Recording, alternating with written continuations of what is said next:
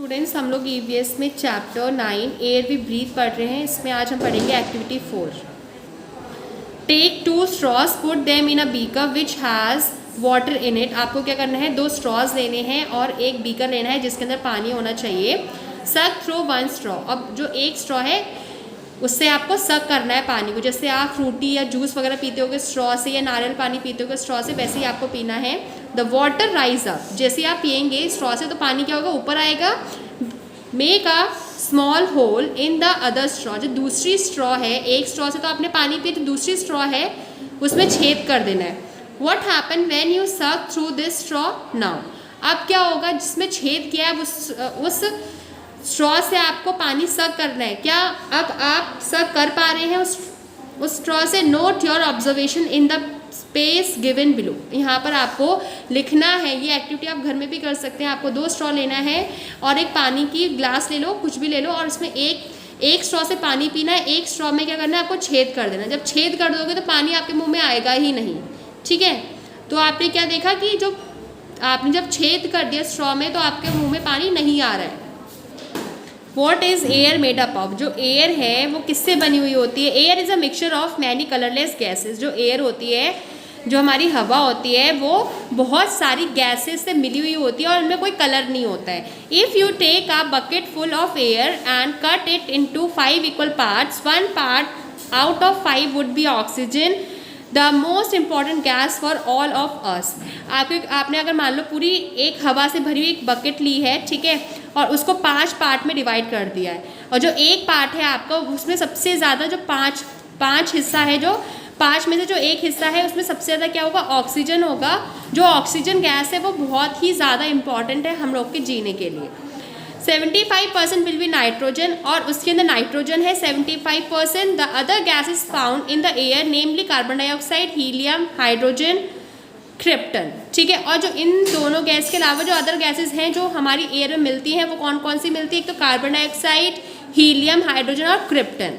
It also contain dust particles and smoke which vary from place to place. और जो हमारी air होती है उसके अंदर बहुत से डस्ट पार्टिकल्स भी होते हैं, स्मोक भी होती है, और वो वेरी करती है जगह से जगह। जहाँ पर ज़्यादा पॉल्यूशन होगा वहाँ पर ज़्यादा स्मोक होगी, ठीक है। जहाँ पर बहुत कम पॉल्यूशन होगा वहाँ पर बहुत अच्छी कम अमाउंट में स्मोक पाई जाएगा और अच्छा इन्वायरमेंट होगा, एयर अच्छी होगी। यहाँ देख सकते हैं एक, जैसे सपोज आपने देख सकते हैं इस पिक्चर में पाई चार्ट में क्या है, ये सबसे ज़्यादा जो ब्लू वाला पार्ट है ना, वो सबसे ज़्यादा क्या है, नाइट्रोजन 78%। जो ग्रीन वाला पार्ट है वो आपको ऑक्सीजन 21% है, और जो रेड वाला पार्ट है अदर गैसेस, मतलब चाहे इसमें कार्बन डाइऑक्साइड मिलेगी, हीलियम मिलेगा, हाइड्रोजन, क्रिप्टन, इसमें सारी गैसेस मिलेंगी, ठीक है। 1% ही ज़्यादातर, सबसे कम हमारी अदर गैसेस मिलती हैं, अदरवाइज सबसे ज़्यादा हमारी नाइट्रोजन हमारे एटमॉस्फेयर में प्रेजेंट है। Uses of air. We know that air is needed for breathing and burning. Beside this, there are many other uses of air. Air का हमें पता है जो यूज़ है वो क्या है, सबसे ज़्यादा यूज़ हम ब्रीथिंग में करते हैं। हम सांस लेते हैं तभी तो हम जी रहे हैं। सांस को हम जब ब्रीथिंग करते हैं तो हम ऑक्सीजन लेते हैं, है ना। और बर्निंग के लिए कोई चीज़ को जलाना है तब भी ऑक्सीजन का प्रेजेंस होना ज़रूरी है, ये भी हम जानते हैं। लेकिन इसके अलावा भी बहुत सारे यूजेस हैं हम जो एयर का यूज़ करते हैं अलग अलग जगह में। एक्टिविटी 5 में क्या करना है, aim to prove air help in burning. आपको ये देखना है कि जो एयर है वो बर्निंग में आपको हेल्प करती है। रिक्वायरमेंट्स, क्या क्या चीज़ें की ज़रूरत पड़ेगी, एक कैंडल की, a glass, a match box, ठीक है। एक ग्लास चाहिए, एक कैंडल चाहिए और एक माचिस चाहिए का डब्बा चाहिए। Method, let and adult burn the candle. आपको क्या करना है, एक आपके जो बड़े पेरेंट्स हो या फिर आपके टीचर हो उनके सामने आपको ये कैंडल को बर्न करना है। Cover the candle with a glass, और जो कैंडल जल रही है उसको क्या करना है, ग्लास से ढक देना है। ऑब्जर्वेशन, जब आप ग्लास से ढक दोगे उस जलती हुई कैंडल को तो क्या होगा, you will find that after few minutes the candle will stop burning. जब आपने ग्लास से ढक दिया तो क्या होगा, जो कैंडल है वो कुछ समय के बाद क्या हो जाएगी, जलना बंद हो जाएगी। This activity proves that air is needed for burning. इससे क्या पता चलेगा, जो एयर है वो ज़रूरत पड़ती है हमें कोई भी चीज़ को जलाने के लिए। यहाँ ये देख सकते हो, जैसे एक ग्लास लिया, एक हमने कैंडल लिया और एक मैच बॉक्स लिया। कैंडल को जला दिया हमने माचिस से, अब इस ग्लास को इसके ऊपर रख दिया वो कैंडल के ऊपर। कुछ समय बाद देखोगे जो ये कैंडल है वो बुझ गई है। इसका मतलब क्या हुआ कि एयर, जैसे ग्लास के अंदर एयर नहीं होगी, है ना, इसीलिए तो वो बुझ गई, ठीक है। अगर यहाँ पर ऑक्सीजन होता तो ये जलती रहती। Air brings with it the warm warmth of the sun, the scent of the flowers and the sound of music.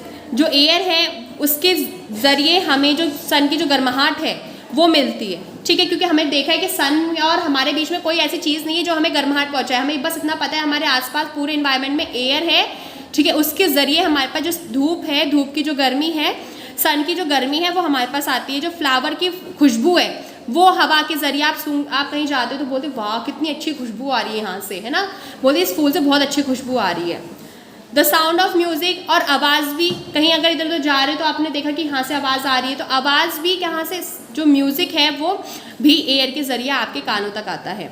When we speak, it is the air that carries our voice to the ear of the listener, ठीक है। जब हम बोलते हैं तो जो हमारी voice है, जो हमारी आवाज़ है, वो भी हमारी वॉइस जो है वो भी एयर की हेल्प से दूसरों के कानों में जाती है, ठीक है। जैसे मैं बोल रही हूँ, जो मैं बोल रही हूँ वो एयर के थ्रू आप सुनोगे जब तो आपके कानों में आएगी, या फिर आपके टीचर आपसे जब बोलती है, या फिर आपके पेरेंट्स आपसे, या फिर कोई भी आपसे जब बोलता है, तो जब बोलते हैं वो जो वॉइस है वो आपके कानों में हवा के ज़रिए आती है। Air help in the movement of sailing yachts, gliders, parachutes and aeroplanes, birds, bats and insects can fly due to the presence of air. Air की हेल्प से ही बहुत सारी चीज़ों का मूवमेंट होता है, चलते फिरते हैं, जैसे पैराशूट्स हो गए, एरोप्लेन हो गए, बर्ड्स हो गई, या फिर जो ग्लाइडर्स होते हैं, ये सब चीज़ें चलती हैं। और जो बैट या फिर कोई इंसेक्ट जो होता है वो उड़ते हैं, किसके वजह से उड़ते हैं? हवा की वजह से, हवा की प्रेजेंस की वजह से ही ये जो चिड़ियाँ हैं या फिर जो बैट्स हैं या फिर इंसेक्ट्स हैं सब उड़ पाते हैं। Plants produce oxygen and help and use carbon dioxide. जो प्लांट्स होते हैं वो क्या देते हैं? हमें ऑक्सीजन देते हैं, और हमसे क्या लेते हैं? Carbon dioxide. Oxygen is use by animals and they give out carbon dioxide. जो एनिमल्स हैं वो भी क्या करते हैं? ऑक्सीजन लेते हैं और क्या निकालते हैं? कार्बन डाइऑक्साइड निकालते हैं। Air help in the dispersal of seeds and the pollen of flowers. Air की हेल्प से ही जो सीड्स हैं, जो बीज है ना, वो एक जगह से दूसरी जगह जाते हैं। जो फ्लावर्स हैं उनमें पॉलेंस आ जाते हैं, येलो कलर के पॉलेंस आ जाते हैं। Air plays an important role in the water cycle. और वाटर साइकिल जो है हमारा, उसमें भी जो एयर है बहुत ही ज़्यादा महत्व रखती है। The wind makes the wind mill rotate. जो विंड है उस, आपने देखो जो विंड मिल है वो किसकी वजह से हिलता है? जो उसके पर होते हैं वो किसकी वजह से हिलते हैं? हवा की वजह से। The windmill is use to draw water from tubewells and to run flour mills. ठीक है, आपने देखा होगा जो हमारी जो ये, जैसे ये एग्जांपल देख सकते हो यहाँ पर इमेज, ये इमेज में आप देख सकते हैं यहाँ पर ये विंड मिल बना हुआ है। जो ये विंड मिल है वो किसके ज़रिए हिलता है? हवा के ज़रिए। ठीक है, और इसका यूज़ किया जाता है जो ट्यूबवेल्स होते हैं उनमें से पानी निकालने के लिए, या फिर आपको आटा पीसने के लिए। Air pollution. Without air the earth will be cold, dry, silent and lifeless. अगर एयर नहीं है हमारे अर्थ पे, अगर मान लो एयर नहीं है, तो जो हमारी अर्थ है, जो हमारी पृथ्वी है, वो बहुत ठंडी हो जाएगी, सूखी सी हो जाएगी, बिल्कुल आवाज़ नहीं रहेगी, और लाइफलेस मतलब कोई इसमें ज़िंदगी नहीं मिलेगी। मैंने अभी क्या बताया, एयर के थ्रू ही हम हर चीज़ सुन सकते हैं। जो आवाज़ें सुन रहे हो वो एयर के थ्रू सुन पा रहे हो आप, है ना। तो जब एयर ही नहीं रहेगी तो एयर की वजह से हम बहुत सारी जो आवाज़ें हैं वो सिर्फ और सिर्फ हम एयर की हेल्प से ही देख सकते हैं, सुन सकते हैं। We should keep the air clean. हमें अपना जो एयर है, हमारी जो एयर है, हवा है, उसको हमेशा साफ रखना चाहिए। But unwanted poisonous gases from factories, power station, exhaust from vehicles etcetera are being emitted into the air all the time. आपने देखो जो बहुत सारी ऐसी पॉइजनस गैसेज हैं, जैसे कि जो कि हमारी फैक्ट्रीज में से निकलती हैं। हवा देखा होगा धुआं निकल रहा है ना, तो धुआं निकल रहा है वो भी क्या एयर में जाके मिक्स हो जाएगा गंदा। जो पावर स्टेशन में से भी जो धुआं निकलता है, या फिर जो हमारे व्हीकल्स होते हैं, व्हीकल्स में से भी बहुत गंदा धुआं निकलता है ना। वो सारी चीज़ें क्या है, हर टाइम वो गंदगी निकालते ही रहते हैं। तो इससे क्या होता है, वो जो भी गंदगी निकल रही है वो जाके हमारे एयर में मिक्स हो जाएगी। This is called pollution. जब वो एयर मिक्स हो जाएगी तो उससे क्या हो जाएगा? पॉल्यूशन हो जाएगा, प्रदूषण हो जाएगा। These gases can be very dangerous to young children. और जो ये गैसेज हैं, जो ये अभी जो गंदी गैसेज निकली फैक्ट्रीज में से, पावर स्टेशन में से, एग्जॉस्ट जो आपके व्हीकल्स में से निकल रही है, ठीक है, अगर स्टार्ट करके देखते हो तो पीछे धुआं सा निकलता है ना आपके व्हीकल्स में से। तो ये सब गैसेज अगर हमारी हवा में मिल जाएंगी तो क्या हो जाएगा? प्रदूषण हो जाएगा। और ये प्रदूषण से ही हमारे लिए बहुत ही ज़्यादा डेंजरस है। हमारे लिए, हमारे जो छोटे छोटे बच्चे होते हैं उनके लिए बहुत ही ज़्यादा हानिकारक है। Prolonged exposure to such an environment may lead to diseases like asthma and bronchitis।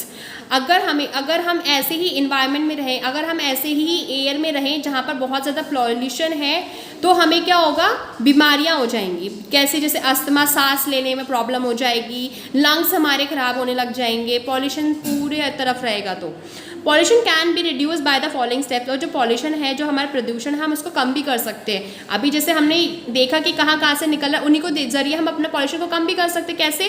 Plant more trees and stop deforestation. क्या करना है? प्लांट करना है, जो पेड़ पौधे हैं उनको लगाना है आपको, बहुत ज़्यादा से ज़्यादा पेड़ों को, छोटे छोटे पौधों को लगाना है, और जो पेड़ लगे हुए हैं उनको काटना नहीं है, ठीक है, डिफॉरेस्टेशन नहीं करना है। Plants purify air by giving oxygen. जो प्लांट्स है वो हमारे जो एयर है, जो गंदी हवा है ना, उसको प्योरीफाई करते, साफ करते हैं और हमें क्या देते हैं? ऑक्सीजन प्रोवाइड करते हैं।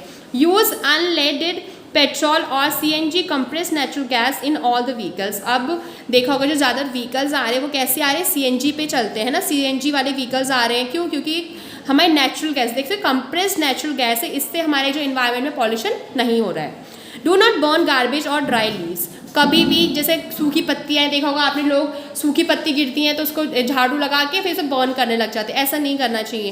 कभी भी गार्बेज, कचड़े को, या फिर कभी ड्राई लीव्स जो होती है, सूखी पत्ते, उनको नहीं जलाना चाहिए। They produce harmful gases. अगर जलाते तो उसमें से बहुत ज़्यादा गंदा धुआं निकलता है। देखा होगा अगर आपने कभी, अगर आसपास में कोई जला रहा होगा तो, और उसमें से बहुत ज़्यादा गंदी गैसेस भी निकलती हैं। जो धुआं निकलता है उसके अंदर बहुत सारी गैसेस होती हैं, वो हमारे इन्वायरमेंट में जाएंगी, एयर के साथ मिक्स हो जाएंगी। Keep our surroundings clean. अपना जो एरिया है, आपका जो आसपास का सराउंडिंग है, आसपास की चीज़ें हैं, उसको बहुत ज़्यादा साफ सुथरी रखनी है। फैक्ट्रीज शुड बी मेड और shifted away from residential areas. जो फैक्ट्रीज बनाई जाए उन्हें ऐसी जगह पे बनाई जाए या फिर ऐसी जगह पे शिफ्ट कर दी जाए जहाँ पर लोग नहीं रहते हो, ठीक है। Road should be metal so that dust does not pollute the air. और जो रोड्स हैं, आपको पक्के रोड बनाने चाहिए वहाँ पर, है ना। पक्का रोड होगा तो उससे मिट्टी नहीं उड़ेगी। देखोगा अगर रेत वाला है, सैंड वाला रोड है, तो उसमें देखोगा हवा ज़्यादा चलती है तो डस्ट उड़ने लग जाती है। तो इससे भी क्या हो रहा है, हमारे इन्वायरमेंट में डस्ट हो रही है। तो ऐसे रोड्स होने चाहिए, मेटल वाले रोड होने चाहिए, जिससे भी हमारे पॉल्यूशन नहीं होता है। स्टूडेंट्स, आज ये आपका चैप्टर कंप्लीट हो गया है।